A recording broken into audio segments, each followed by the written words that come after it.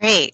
Good afternoon, everybody. I'm really excited to see everybody here and to share a little bit of information with you on painting pairs and utilizing Inktense. We're going to really work on developing depth.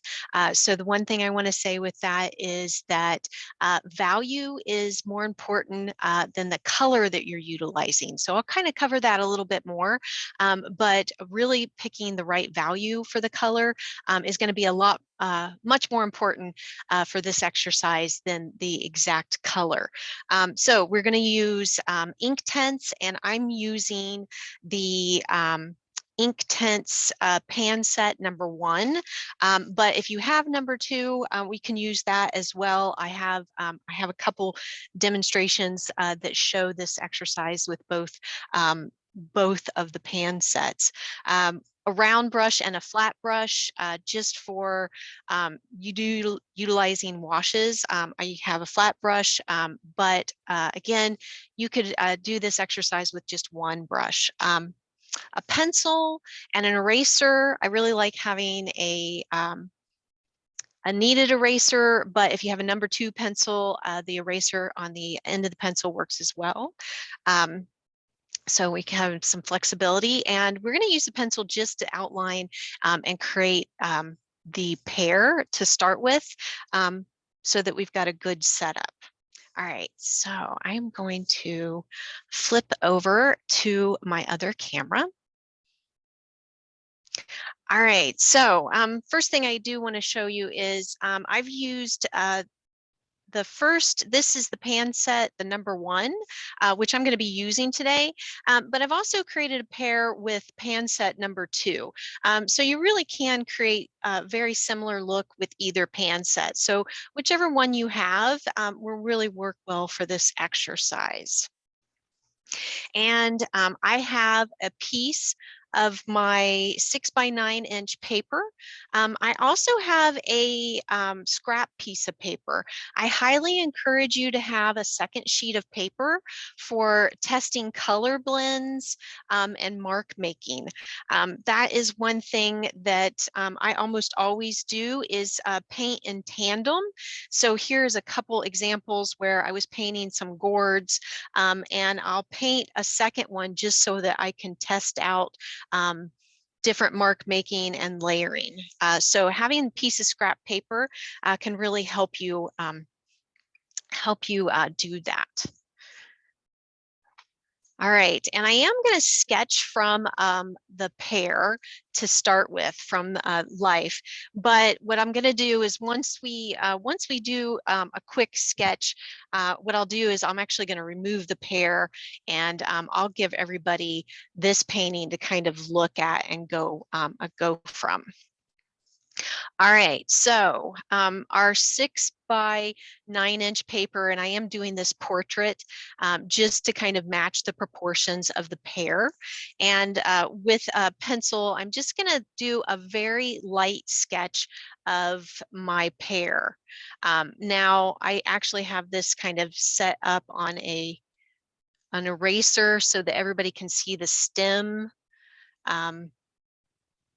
And this is a Bartlett pear. A lot of times I prefer Bartlett pears because you do have that sort of red mark, and you've got some color, some nice color variation.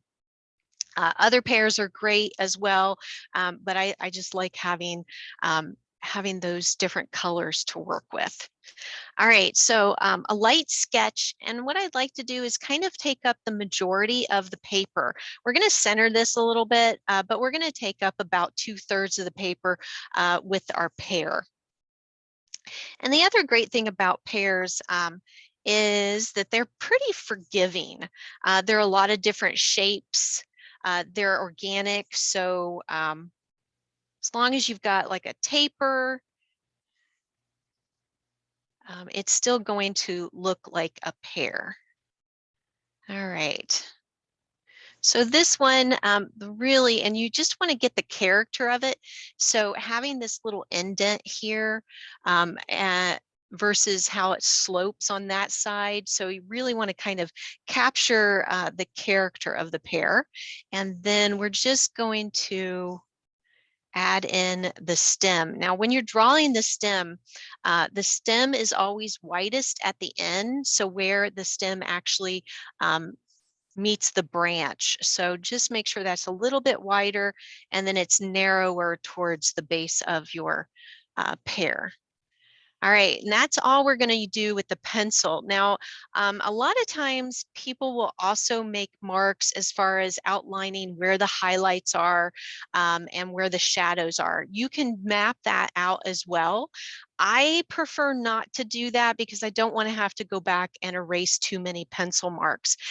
So I don't usually add that information in. I just kind of make note of it. All right, so now once we have our pencil, I'm going to open up our pan set, and I will say mine is well loved. So it's very well used. I use this quite a bit. And I'm going to move the pear over a little bit, and here's what we're working towards.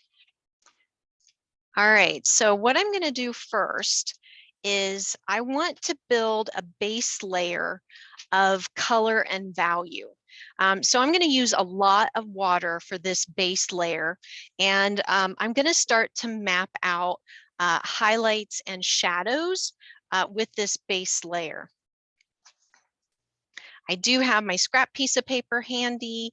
I also have a rag to use or a paper towel, just something that you can wipe your brush on or clean up after. All right. So for my pear, and with watercolor and Inktense, you want to start light and build towards your darker values.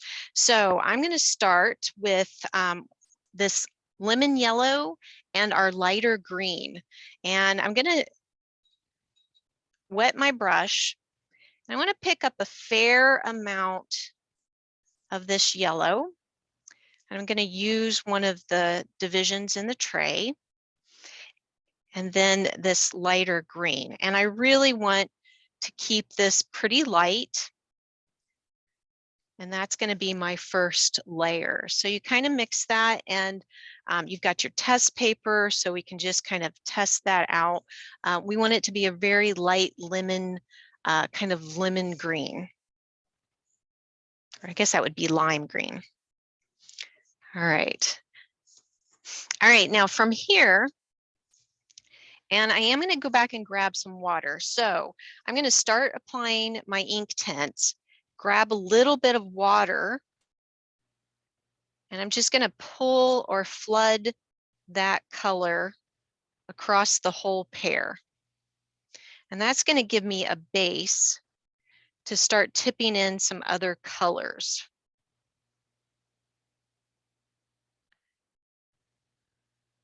Now from here, I'm going to grab just a little bit of this green, and I'm going to start adding some of that into some of the darker areas of my pear are going to be towards the bottom and around this curve.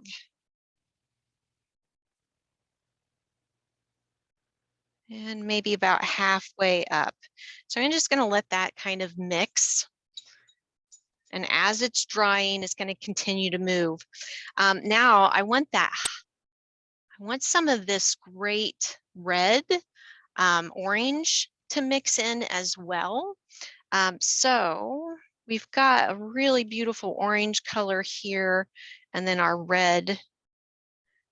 And I'm going to mix more orange than the red, because I still want to keep this fairly light. This is just going to be our base coat. And then I'm going to start tipping that in right around where that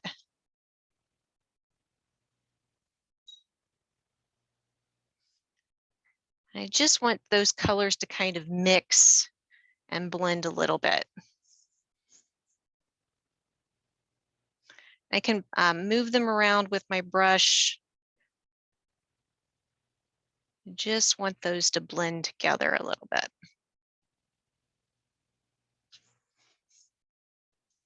All right, now I've got a little bit of pooling right here. So that's the water is pooling just a little bit, and you can kind of see if I move the paper, how that runs a little bit. Now, if I have a little too much pooling, what I can do, if I dry off my brush, I can go in with a dry brush and just pick up some of that pooling. So you can remove some of that water and paint with a dry brush. So if it's just a little too much. But I really like how the colors are blending and moving around. So we've got a nice start to our pear. And you can pick up your paper and kind of help it and move it around if you want to. All right, now while we're gonna let that dry a little bit, and I might actually need to pick up just a little bit of this paint so it dries a little bit faster. What I'm gonna do now is I wanna go ahead and indicate the stem or the base color for the stem. So again, I want to work light and then build value. So we're going to start with the lighter burnt yellow ochre that we have right here. And that's going to be our base color for our stem. So you can kind of see if I test this, it's a nice yellow brown color. So it's going to be lighter, and that's going to give us a good base color for our stem. It's not going to be where we end up, but it's going to give us our highlights.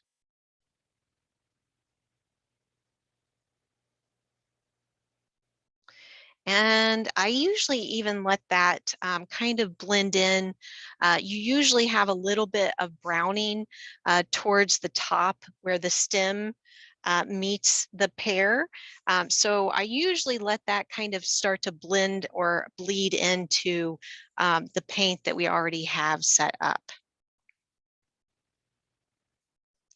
And I've got this puddling. I'm just going to move that around just a little bit, but I think that's pretty good.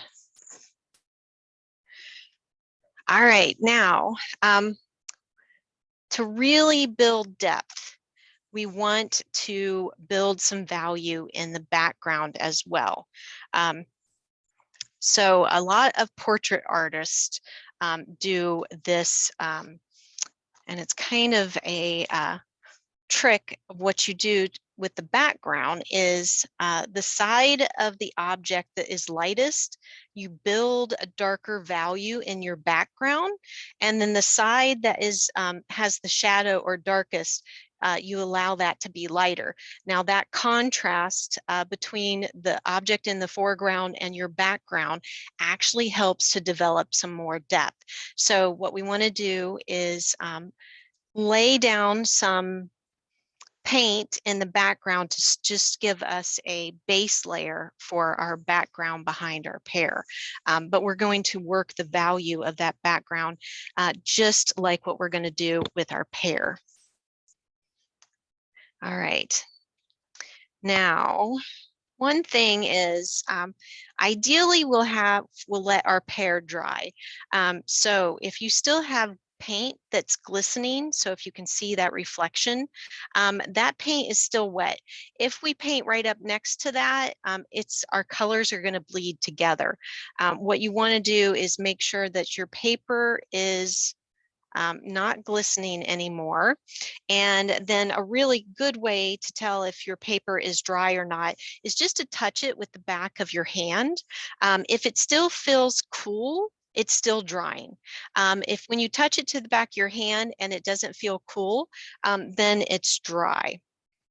But usually, as long as the glistening's done, you can work right up to the edge, and you don't have to worry too much about the colors bleeding together.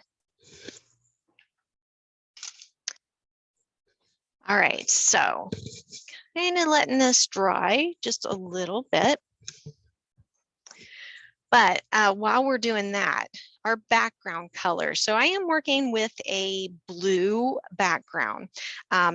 So the two colors that I'm utilizing, or that I'm going to be utilizing, are the medium ultramarine and the bright blue.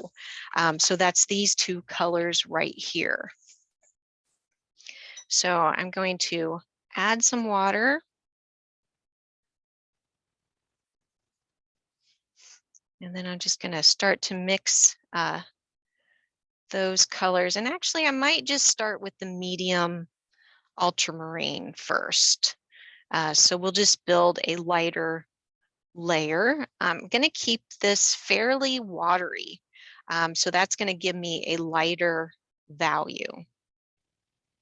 Now, you don't have to do, I have examples of where I'm just doing blue for this, this particular painting because I like how the blue really highlights the yellow of the pear.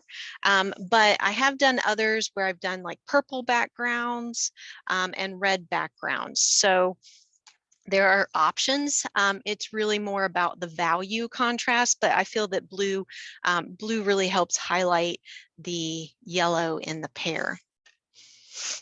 All right, so just gonna paint right up to the edge. Now my pear is sitting on a table, so I'm gonna have this imaginary edge right here. So as if this is a wall.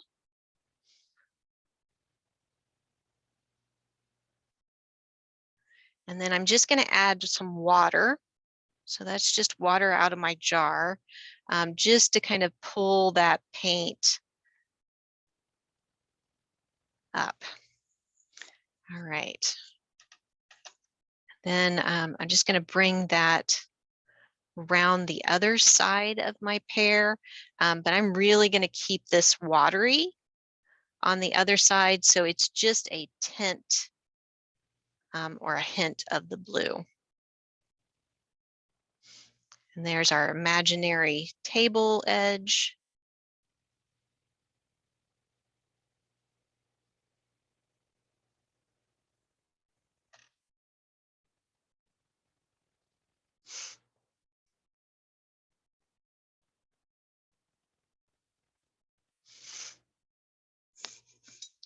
All right, so we already have a little bit of a darker value established here, but let's go ahead and add just a little bit more to that while it's wet.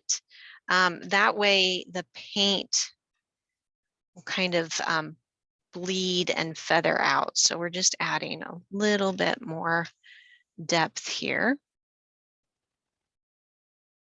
on this side of our pear.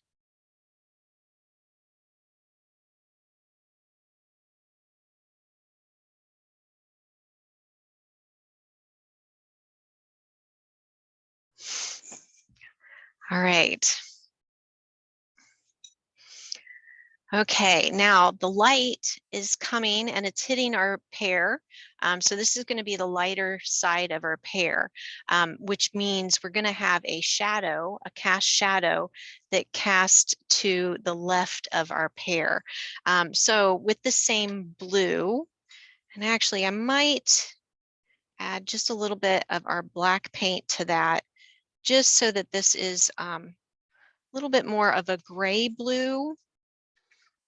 I'm going to test that out. So you can see how just adding a little bit of our black paint to it has just kind of grayed that blue out a little bit. So I think that will make a nice cast shadow. So for the cast shadow, I'm going to start about midway here, and we're just going to bring that along the bottom edge.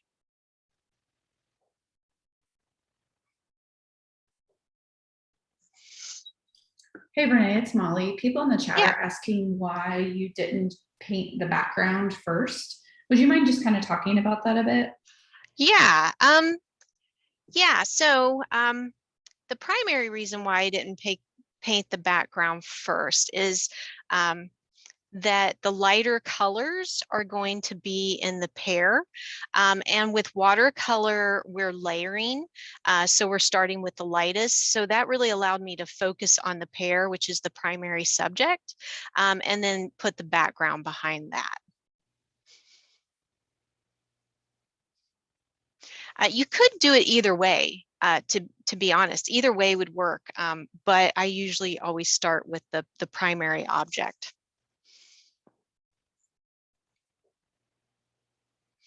Now, I had a little bit of puddling here, so I don't know if that's coming through, but I've got just a little bit of bleed right there. So I'm just going to clean that up a little bit. And what I'm going to have to do is go back in with my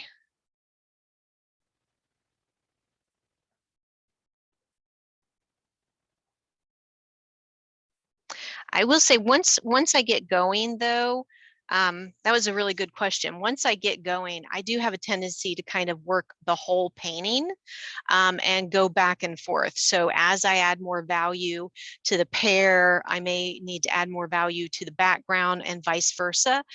So once I have everything established, I kind of have a tendency to work the whole painting.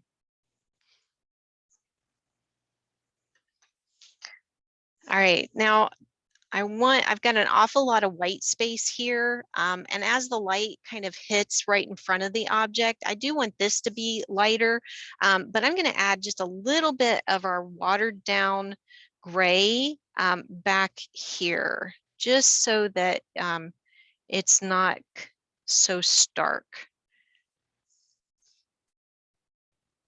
And I might pull this gray up just a little bit further. I am gonna let the white of the paper right in front of the pear, but just adding just a little bit of value is going to help kind of move the eye around that surface.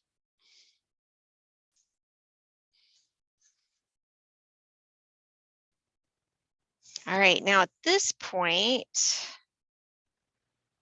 our pear's drying pretty well. I've got a fairly wet area right down here, but the rest of the pear is drying pretty well. Now we have some good color established, but we really need to start building more value. So this will be the time when I'll start mixing some of my darker colors and really coming in and identifying some of those shadow areas. So we've got this really beautiful darker green. Hold on just a second. Which is the racing green right here. So I'm just going to take some of this darker racing green and add this to my lighter green. So that's going to give me a really nice darker green color that I can come in and start identifying some of the darker values that I need. Now, if I look at my pear, of course, the light, and that was where the sticker was. We're definitely going to have some lighter values towards the bottom and along the side, which the lighting's coming from the other side. So I'm just going to start layering in some of this darker green. And the great thing about this racing green is it has a little bit of a blue tone to it. So it's really nice for helping establish blues, which recede. So it's going to help those give even more depth to our pear because it's going to help it look like it's curving.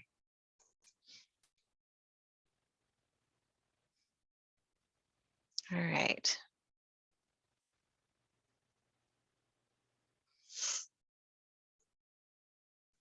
We're going to add some of that.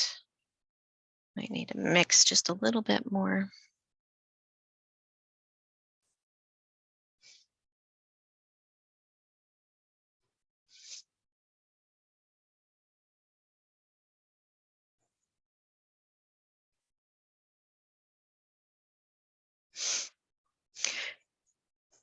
And then normally on a pear, we're just going to have a little bit of an area right here after the curve. It might be just a little bit darker. And I just grabbed a little bit of water, and I can help feather this out a little bit to get rid of that harsh edge.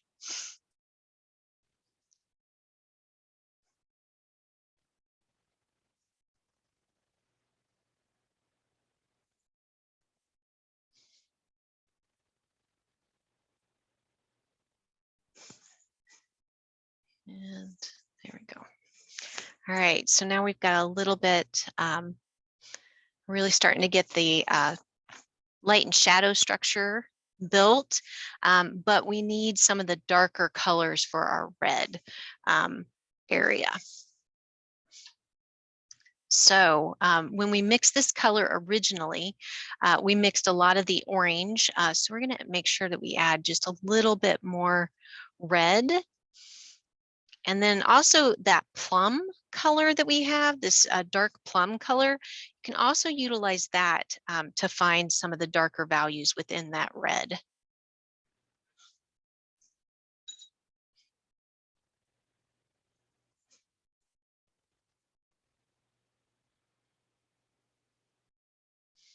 And just kind of dancing that around. It's really going to mix nicely into the green that we just added.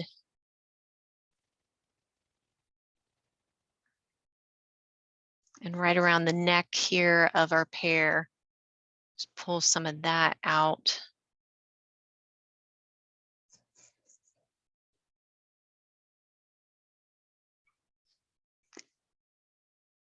And we can just feather that out with our brush. I'm going to grab a little bit more of this dark plum and add that in.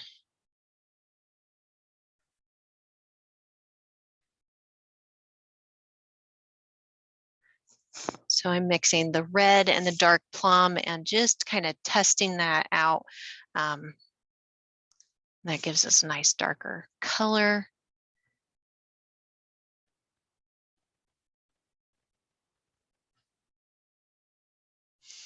Since this is still wet, we're tipping in that color and it's just going to diffuse or move around on its own.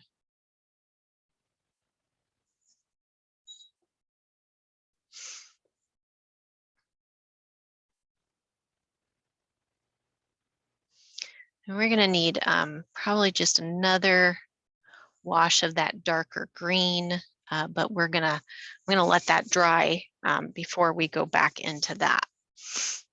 All right, so while we're waiting for that to dry, there's two things that we can kind of work. So at this point, we're going to start working the whole thing.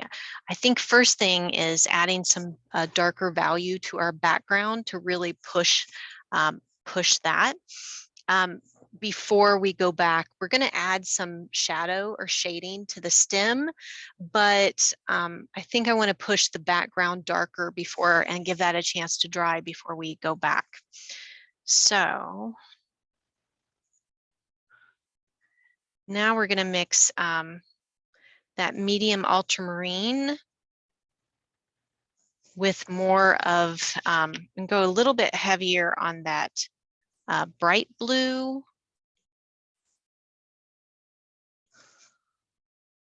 And maybe just a little bit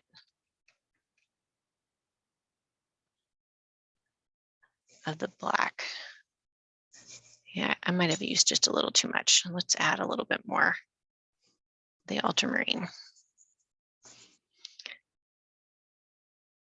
So definitely having that test paper really can help test your colors. All right, and now we're just going to, on this side,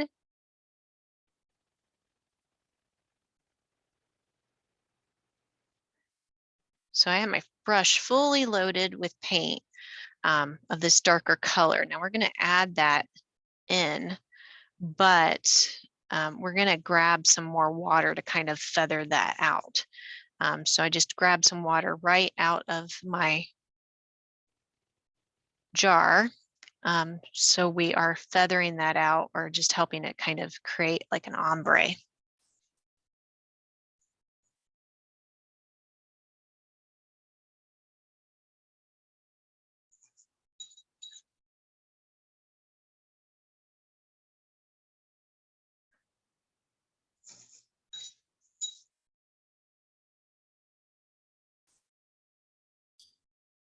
Hi, for anyone that was asking about the Inktense blocks or the pencils, Renee will use those at the end to add in some details. So the main focus of the class is using the paints. Yeah. We're definitely going to use the pencils. And what I've done is I really like the texture of the pencils and the blocks, and that can kind of also help find some details, pull out some details. But yeah, we want to make sure that we've got our base done with our paints first.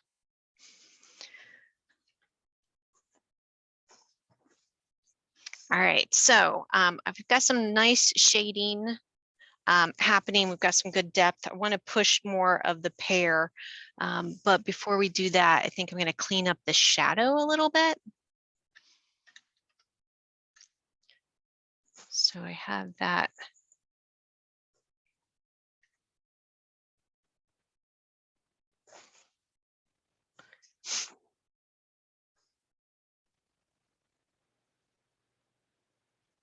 Now I'm going in just a little bit with the darker color. I'm not going over the whole area. So anytime you have a cast shadow, it usually has some value differentiation within the shadow. So I'm really just utilizing the darker values for right up against the pear, where the shadow would be the most intense.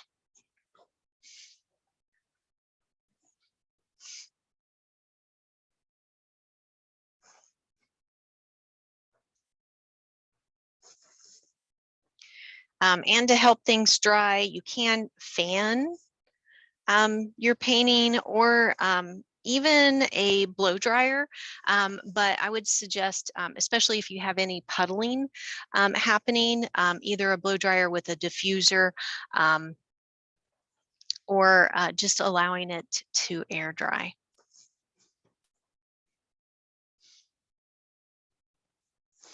All right, so I really like the value that we have on the background. So I am going to go in and start working the stem. Now to find that darker brown color, we do have a natural brown, but I also like to use that dark plum mixed in with, actually, I think that dark plum actually makes a really good darker neutral, and it adds a little bit of life to it, but you can also mix that in with the yellow ochre. So if you mix in just a little bit of yellow ochre, we can make that just a little bit lighter. And I am going to utilize my round brush. I have been painting an awful lot with my flat brush to get the broad washes, but with such a small stem, and we want to go in just for the shadows, I'm going to use the round brush.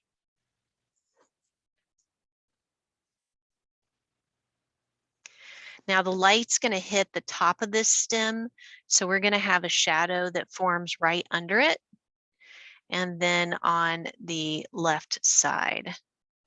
So if we just go in, just that amount of information, that's going to give us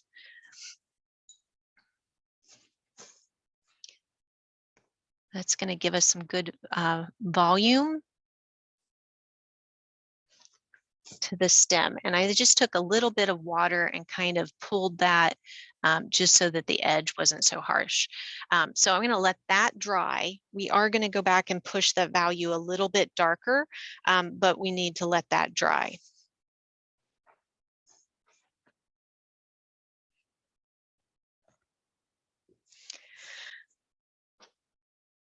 All right, I hope everybody's doing pretty good. So my pear is getting to the point where I can go back and start to add some darker values. So I'm just going to mix a little bit more green with the racing green.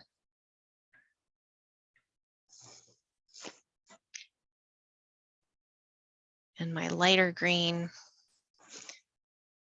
Testing out my colors. That's just a little too intense. That's an awfully big jump. So I'm just gonna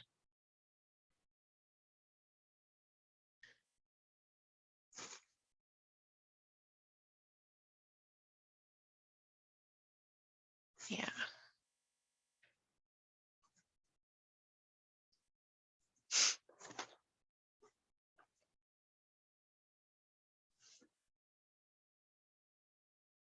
All right, and I'm just going back into the areas that are going to have shadows. My green, which is pretty much going to be the bottom portion of my pear and the left side. So we're building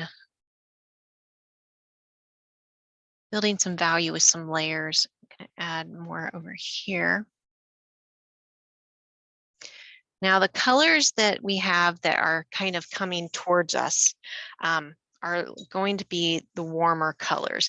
Now with this green, it's still pretty warm. So one thing that we can do to really push this back edge is to cool that green down a little bit more. And we can do that by adding a little bit of blue. So if we add just a little bit of blue to some of this green,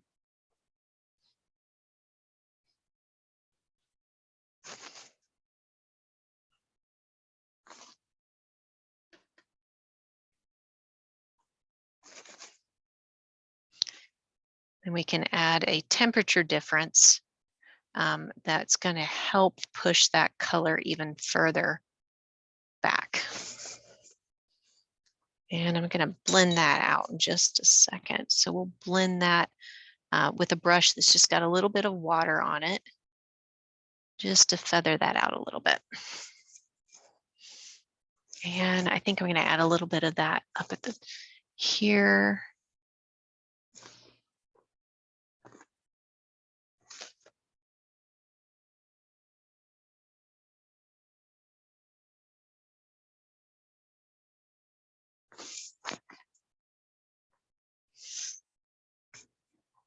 And if there's ever an edge that you like, that's an awfully harsh edge right here. If I just take a little bit of water, clean water, so dry my brush off, grab a little bit of water, I can start to kind of feather that edge so I can get rid of that harsh edge. So I can blend those colors just a little bit more.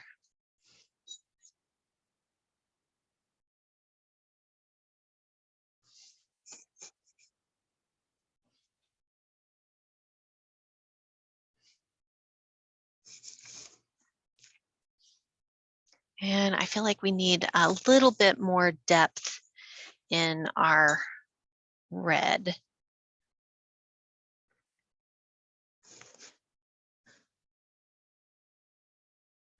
Especially right here.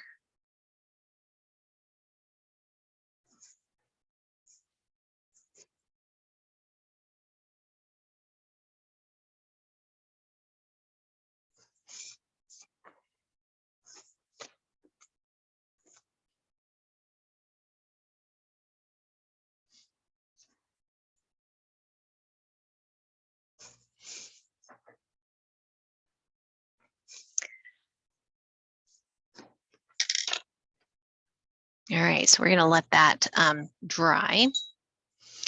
And our stem has already dried, so I'm going to go back in. And this time, I'm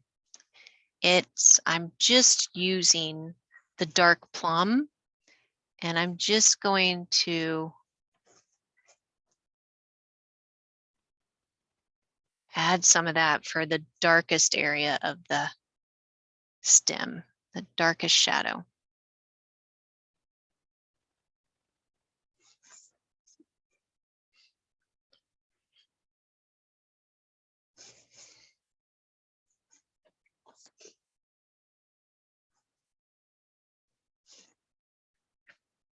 All right, so we're kind of at the point where we've got a good base.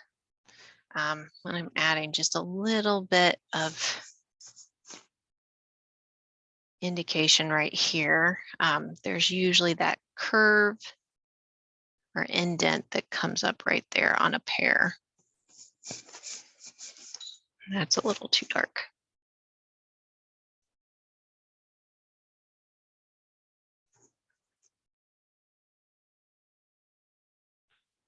All right, now this would be the point in time where we could add some details and some texture with our pencils.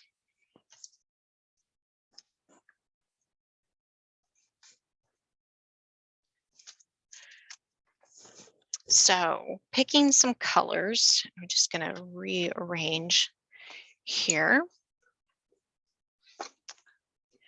And if you've got Inktense or ink blocks, either way. So what I'm going to do is I'm going to look, I want to maybe add a little texture and detail for the orange area or the red area of the pear. So I think we've got crimson, which is 0530, would be a good choice for that, or Shiraz, which is 0600. Both of those would be good choices. Now what we're going to do is I just want to test those to see if the colors are exactly what I want. So I'm just going to, on my test paper, and then once so we've got one is the crimson is going to be a little bit warmer, and then the Shiraz is just a little bit cooler, which I like the idea of adding that cooler red. We have an awful lot of warmth here, which is really helping to explain how the pear is curving towards us. But I think this crimson, or not crimson, the Shiraz actually, the Shiraz is going to give us a cooler red. So we can just pull out and use that to add a little texture. And that's going to give us a little depth right here on the edge. Now I'm using the pencil. It is just a little bit wet, but you can add directly onto your paper. And then if you want clean water, you can take that color and blend it into your painting. If this area is still wet, you can use the pencil directly and it will blend. It's going to add an awful lot of pigment. So it really depends on what look that you're wanting. But I really like how that is adding a lot of depth, and it's such a cool, a cooler color. Now this is the crimson, which is going to be, it's a warmer red. So as this color kind of comes towards us, that's going to give us a little bit more depth, so I can decide, do I like that texture? If I don't want the texture of the pencil, I can take my paintbrush and smooth it out and blend it. But I like having those pencil marks or those pencil strokes, because I think that the texture adds a lot of interest. So I'm just going to, this is still the crimson. I'm just going to blend that out. For anyone that was asking about the pencils, Renee is using the Derwent Inktense pencils.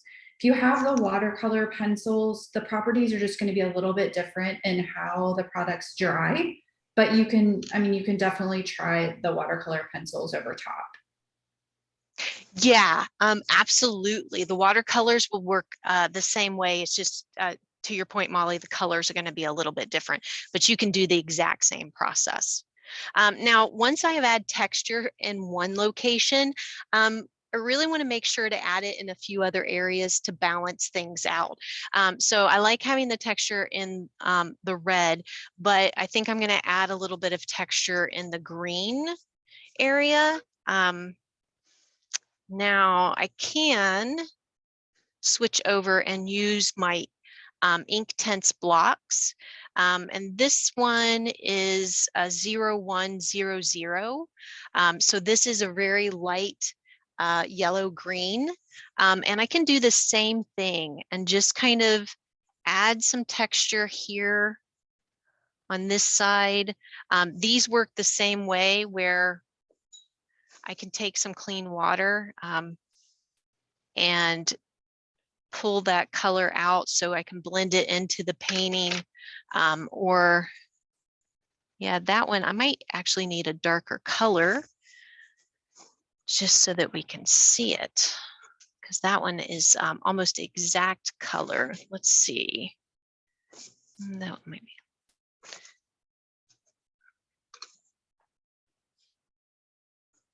Yeah, so this is felt green, but this is a little bit darker, but we can add some texture here.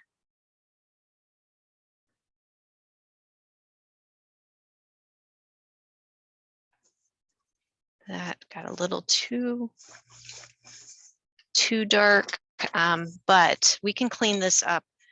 So that got a little darker than what I wanted right in that area, but I can kind of just blend that. And maybe we'll just go over it. There we go.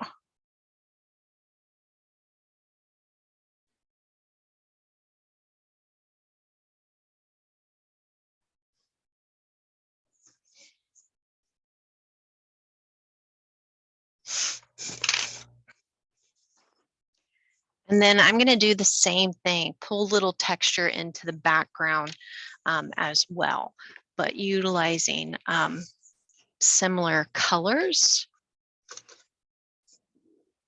Let's just see. This is sea blue. Let's see if that's a color that, oh, that's really, I think we want something a little bit maybe darker. You know, there's an indigo. So we've got a deep indigo color. Yeah, that works. So this is deep indigo, which is 1100.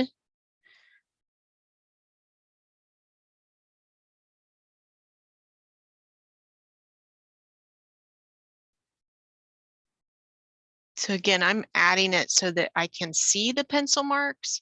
And I'm also utilizing this to really crisp up that edge here. So it's darkening, it's adding texture, and it's defining. So that's the great thing about utilizing these pencils to kind of this final step. But just like the other ones, you can add water and really blend that into the painting itself if you don't want the texture. But I like the texture. And if you add a little bit of water, you can see that the texture even increases a little bit more because you're it's letting loose of more pigment.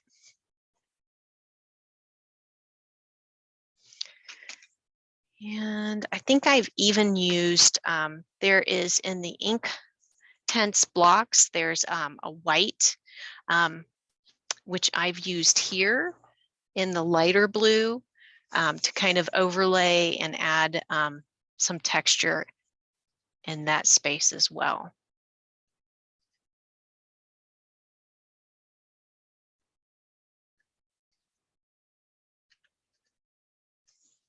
So it just gives you a different look, and you can kind of keep working these.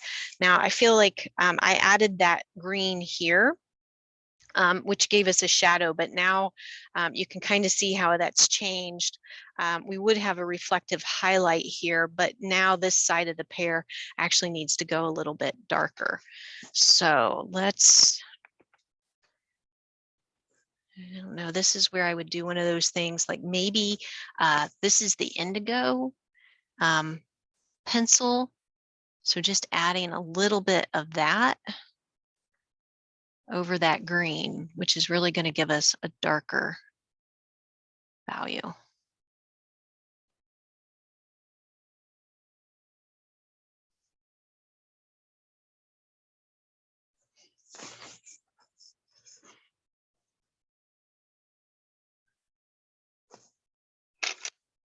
And then this is the crimson.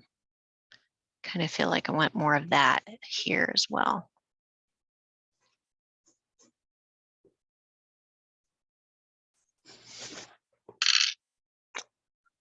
And this is that brighter green color that we used here. I'm just kind of, I feel like I need to bridge the gap here now.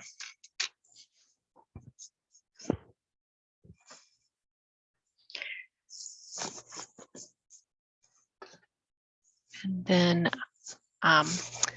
the depth, so the stem, and as things dry, so the other thing is, as things dry, they're going to look darker when they're wet, and as they dry, they're going to lighten up. So that stem has lightened up quite a bit, and it really needs some more value. So what I might do is go in with one of the pencils. Now this is Thistle, which is a darker purple.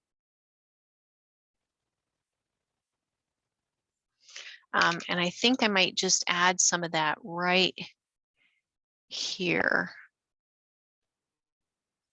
Really find that shadow.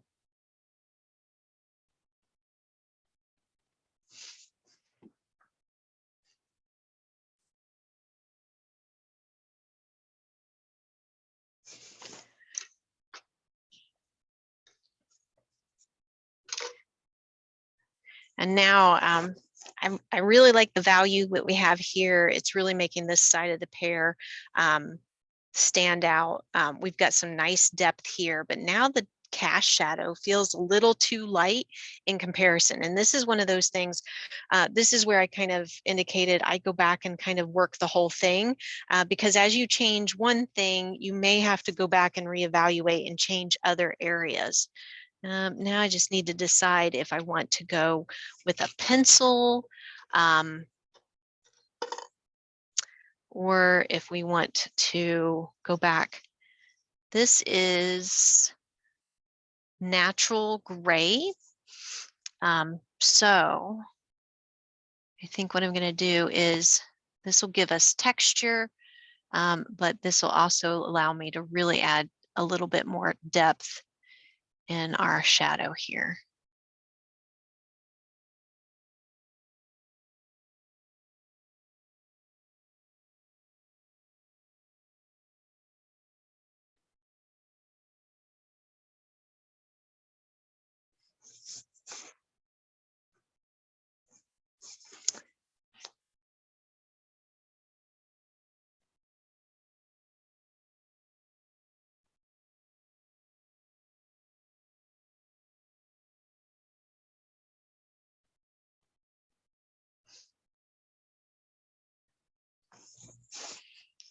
There we go. Now our cast shadow is starting to really live up to the darker values that we've already have established. I do almost feel like we need a little bit more value here on this side. Now I definitely want to do that with paint.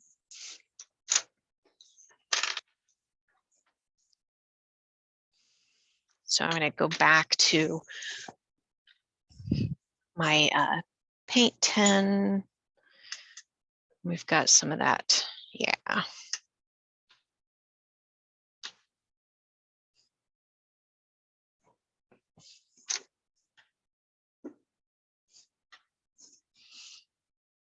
just want to add just a little bit more.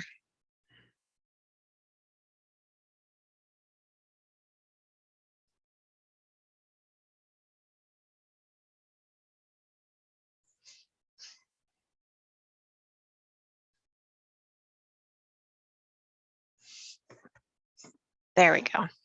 It was just a little too light on that side.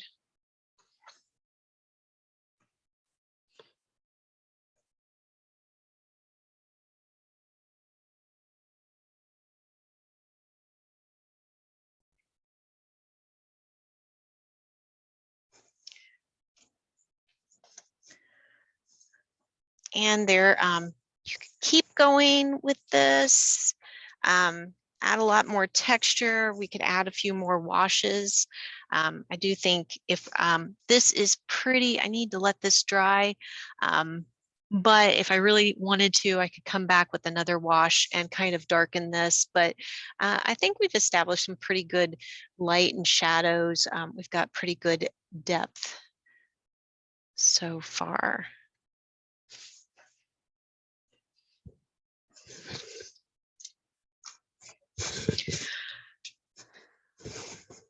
All right. See, Molly, do we have time for like questions and answers, or? We do. If anyone has questions, you guys feel free to put them in the chat and I'd be happy to shout them out to Renee.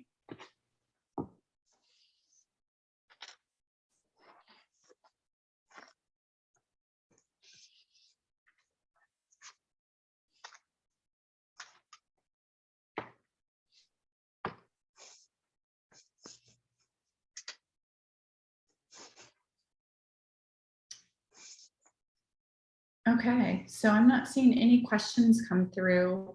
Renee, so you would just recommend, like, as people finish the painting, just to get more of the effect on the right, just let it dry and just continue working the layers, right, between light and dark? Yes, yeah, absolutely. Yeah, and I always try to make sure that um, that you have a good balance of contrast. So whatever value I have here in the background, I'd want to at least see one or two examples of that in the pear itself. And then the value of the cast shadow, I usually try to make these similar, or at least in the same. It just kind of helps establish the lighting. You can kind of see I did the same thing here, where these values are very close, but then there's also the value of the shadow on the pear is very similar.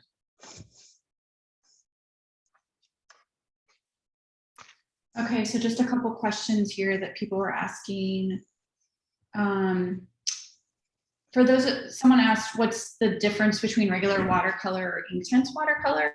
And Renee, do you want to answer that? Because you've worked a lot with both. Yeah. Yeah, I think they perform, when you're actually using them, they perform very similar. It's pretty hard to tell the difference.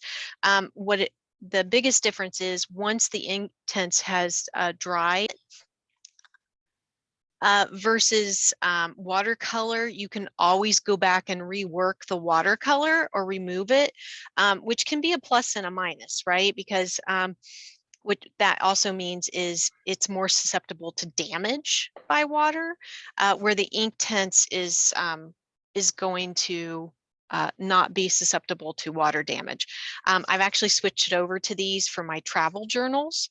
That way I'm not too worried about my journals. If it happens that they end up getting wet because they're in a backpack or something and I'm out hiking, I don't worry about them as much.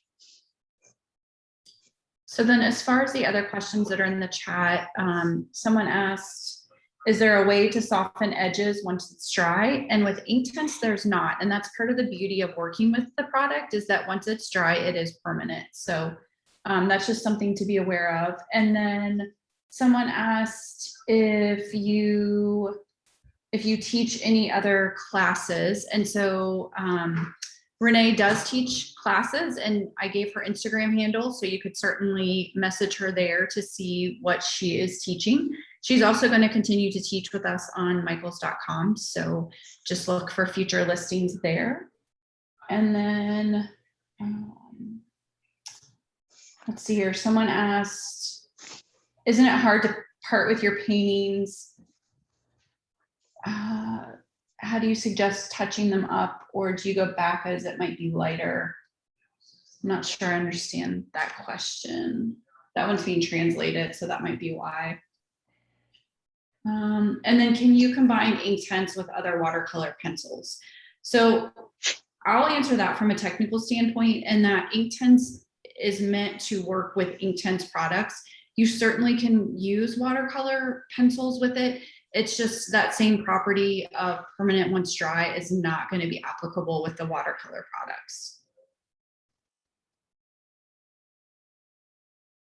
Yeah, I will say though, I mix them a lot.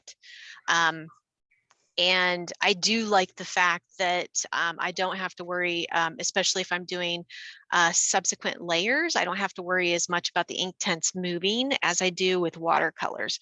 Not that you can still work that with watercolors, but I do like using the Inktense and having it stay where I put it.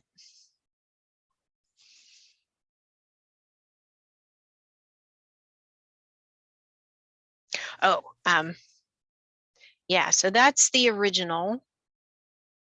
And then here's today's. So they're always a little different. I will say that is really the nice thing about, I paint pears a lot. They're all a little different. So even if it's the same pear, they always come out a little bit different. So I actually like the texture that we obtained today versus I think I might have overworked this one a little too much, probably because I had more time. I like how this one kind of feels fresher, and I have some of the lighter values are still there. Yeah, great questions. Oh, I love that people are showing their work. Nice. Oh, beautiful. Oh my gosh, these are great.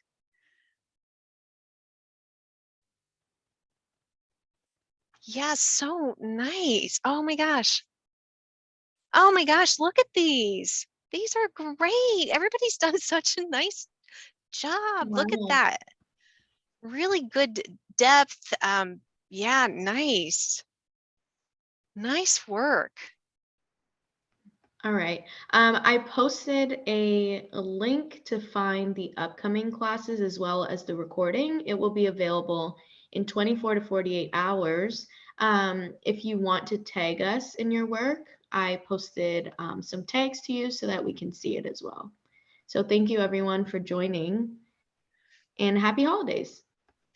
Yeah, nice job, everybody.